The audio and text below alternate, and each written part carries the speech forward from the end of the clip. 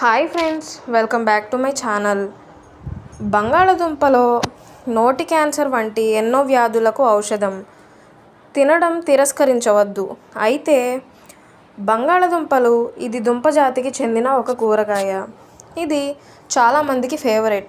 ముఖ్యంగా చిన్నపిల్లలు ఎక్కువగా ఇష్టంగా తింటూ ఉంటారు. దీనిలో కార్బోహైడ్రేట్స్, పిండి పదార్థాలు ఎక్కువగా ఉంటాయి. అయితే వీటితో పాటు మరెన్నో శరీరానికి ఉపయోగపడే పదార్థాలు దీంట్లో ఉన్నాయి. అసలు బంగాళదుంప తినడం వల్ల కలిగే ప్రయోజనాలు తెలుసుకుందాం.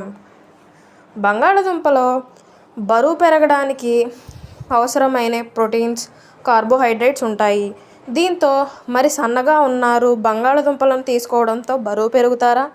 బంగాళదుంప చాలా తేలికగా జీర్ణం అవుతుంది.